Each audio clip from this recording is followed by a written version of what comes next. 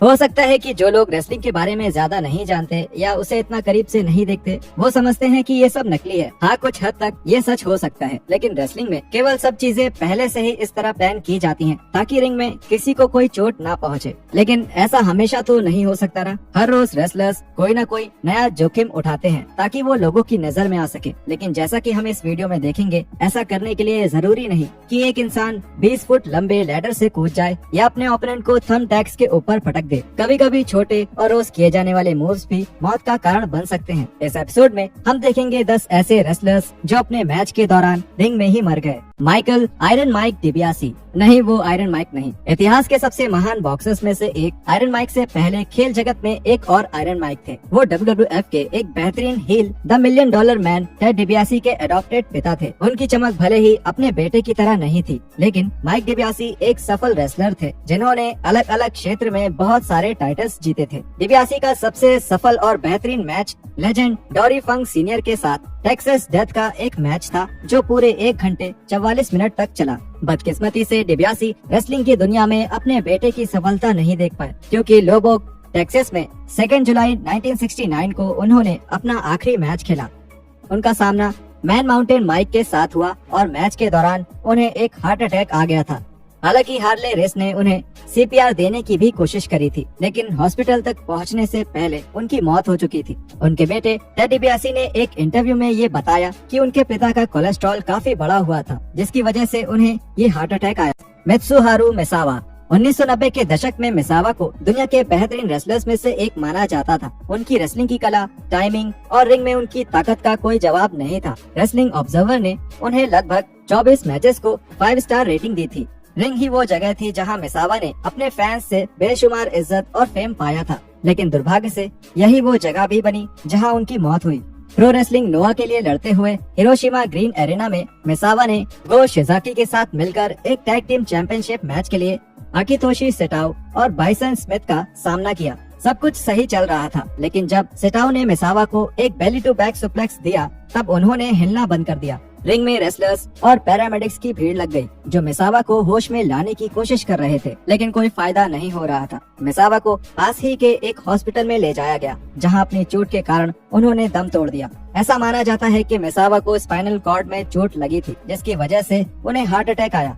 उनकी मौत का कारण स्पष्ट नहीं है, क्योंकि मिसावा के परिवार ने जापान के कानून का इस्तेमाल करते हुए प्लम मरी को, यूएस से बिल्कुल अलग जापान में फीमेल रेसलिंग को बहुत गंभीरता से लिया जाता है। जापान में सिलिकॉन इम्प्लांट्स और लंबे ब्लॉन्ड बाल बहुत ही कम ही देखने को मिलते हैं। कुछ फीमेल रेसलर्स ने बहुत कम उम्र में शुरुआत करी थी, जैसे प्लम मरी को, जिन्होंने केवल 18 साल की उम्र में रेसलिंग करना शुरू कर दिया था। मरी को जापानीज प्रो रेसलिंग प्रमोशन की सदस्य थी और अपने शूट स्टाइल वाले रेसलिंग के लिए फेमस थी, जो बहुत कम फीमेल रेसलर्स करती थी।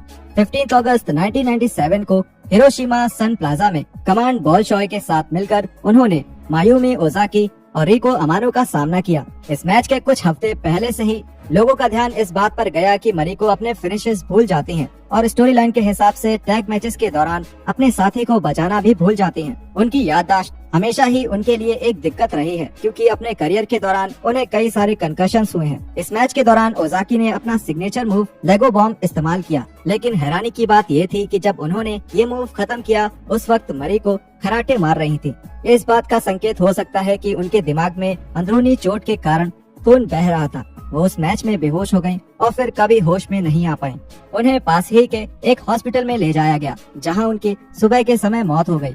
उनको श्रद्धांजलि देने के लिए 1997 और 1998 में मेमोरियल शोज रखे गए, जिसमें जापानीज प्रमोशंस की बहुत सारी अलग अलग फीमेल रेसलर्स शामिल हुई। ब्रायन ओंग, दलीप सिंह, जिन्हें खली के नाम से भी जाना जाता है, वो कभी भी एक अच्छे रेसलर नहीं रहे हैं। उन्हें WWE में केवल विंस के लंबे रेसलर्स के लिए सनक की वजह से लाया गया था। रिंग में एक मॉन्स्टर हील बनने के बाद उन्हें एक मनोरंजन का जरिया बना दिया गया, जिसमें वो एक पंजाबी प्लेबॉय के रूप में दिखाए गए। लेकिन मई 2001 में जो हादसा हुआ, वो बिल्कुल मनोरंजक नहीं था।